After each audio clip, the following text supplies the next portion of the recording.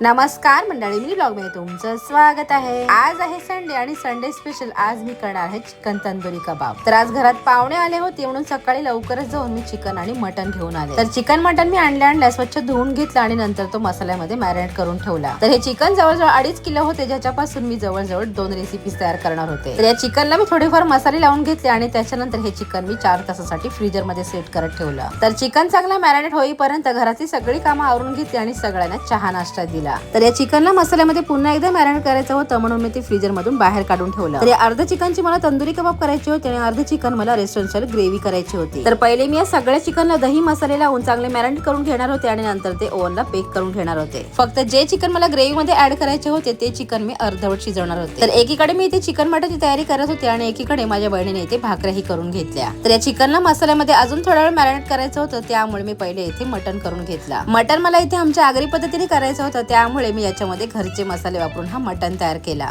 तर पहिले मी हा मटन वाफेवर चांगला अर्धवट शिजवून घेतला आणि नंतर तो कुकरला लावला। तर मटनाचं काम ओके केल्यानंतर पुन्हा एकदम इथे चिकन जवळ आले। तर चिकनचा इथे सगळ्यात शेवटचं आणि महत्त्वाचं काम होतं तो म्हणजे कोळशाचा स्मोक द्यायचा, कारण जोपर्यंत या चिकनला कोळशाचा स्मोक देणार नाही तोपर्यंत याला तंदुरीची टेस्टच येणार। तर या चिकन मध्ये थोडा बटर ऍड करून हा चिकन नंतर मी ओव्हन मध्ये बेक करत ठेवला। तर या चिकनला मी जवळजवळ अर्धा तास बेक करत ठेवला आणि त्याच्यानंतर तो ओव्हन मधून बाहेर काढून घेतला। आता या चिकनच्या पीसेस मध्ये जे पीसेस मला ग्रेव्ही मध्ये टाकायचे होते ते मी साईडला काढून ठेवले आणि जे मोठे मोठे पीस होते ते पुन्हा एकदा मी ओव्हन मध्ये बेक करायला ठेवले। तर इथे माझा रेस्टॉरंट स्टाईल चिकन तयार होत होता आणि इथे मिस्त्रांनी मस्त अशी कोशिंबीर तयार करायला घेतली। तर इथे मिस्त्रांनी मस्त असा सलाड आणि कोशिंबीर तयार केली आणि त्याच्यानंतर इथे माझी ग्रेव्ही ही तयार झाली। तर या तयार झालेल्या ग्रेव्ही मध्ये मस्त अशी घरची मलाई ऍड केली आणि नंतर याच्यामध्ये भरपूर अशी कोथिंबीर ऍड केली। तर आज एक सोडून 3 ठिकाणी माझ्या आज इथे रेसिपी शिजत होत्या। तर मटन इथे इंडक्शन वर तयार झालं आणि चिकन ग्रेव्ही गॅसवर तयार आणि ओव्हन मध्ये मस्त अशी चिकन तंदुरी कबाब तयार झाले आणि नंतर मी सगळ्यांना गरमागरम ते सर्व केले। तर इथे बहिणीच्या मुलाला मी सांगितलं होता की अंड्याचा कालवण करणार आहे, पण चिकन तंदुरी बघून त्याच्या त्या आनंदाला पारच चढला होता। तशा आमच्याही मुलींना तंदुरी खूप आवडते, त्यामुळे त्याही एकदम खुश झाल्या होत्या। तर इतका सगळा स्वयंपाक करता करता दुपारचे 3 वाजले होते आणि नंतर आम्ही सगळ्यांनी इथे जेवण करून घेतलं। तर सगळ्यांना इथे सगळ्या रेसिपीज आवडल्या होत्या, पण सगळ्यात जास्त इथे सगळ्यांना इथे तंदुरी आवडली होती। माझी बहीण आणि तिचे मिस्टर बोलत होते की इतकं टेस्टी जेवण जर घरी मिळत असेल तर बाहेर हॉटेलमध्ये जाण्याची गरज उरणार नाही।